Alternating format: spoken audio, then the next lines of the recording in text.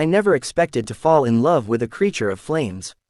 Jackson was perfect in every way, a heart as warm as the fire that coursed through his veins. He was a phoenix, immortal, powerful, and beautiful in his own way. I thought it was all part of the thrill. But then we had our baby. At first, everything seemed perfect. Our son, Theo, was a miracle. He had Jackson's fiery red hair and the same glowing eyes that seemed to flicker with an inner flame. But when he cried for the first time, the room caught fire. I thought it was just a fluke.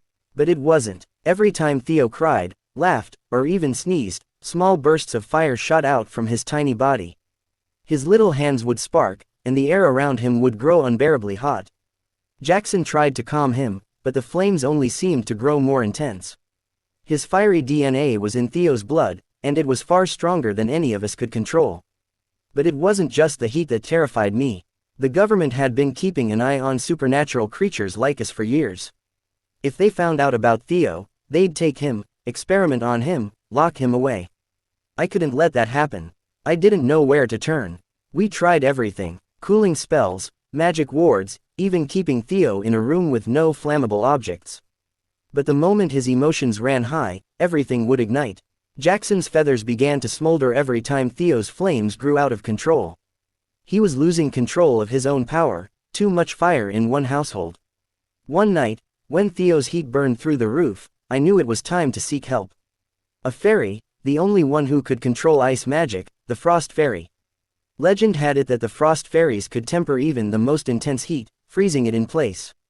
I didn't care what the price would be, I would do anything to save my son.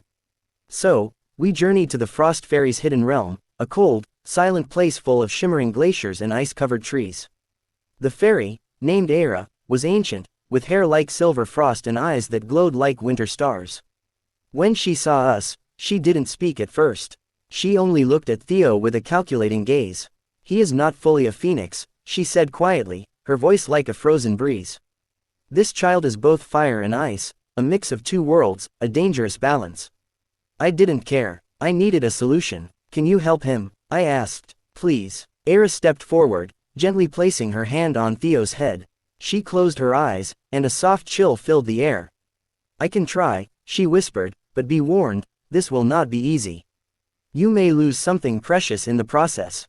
Era worked her magic. She froze the flames inside Theo, cooled the fire within him, and created a balance between his fiery nature and the ice that could temper it.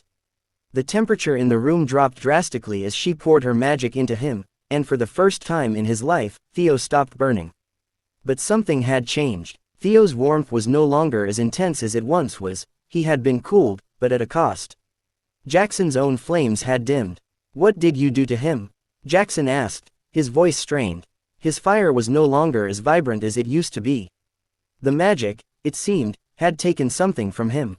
"I balanced the flames," Era replied, her eyes glistening with sadness.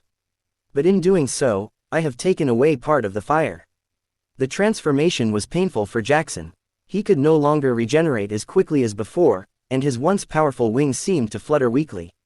I held my son close, grateful that his flames had been contained, but the cost was more than I anticipated. Theo was no longer burning out of control, but neither was his father. The government didn't come. The world didn't notice. But in our house, we learned something important. Balance comes at a price. Now, we're learning how to live with that price, every day. The world may never understand our son, and Jackson may never fully recover the power he lost. But we'll protect Theo, no matter what.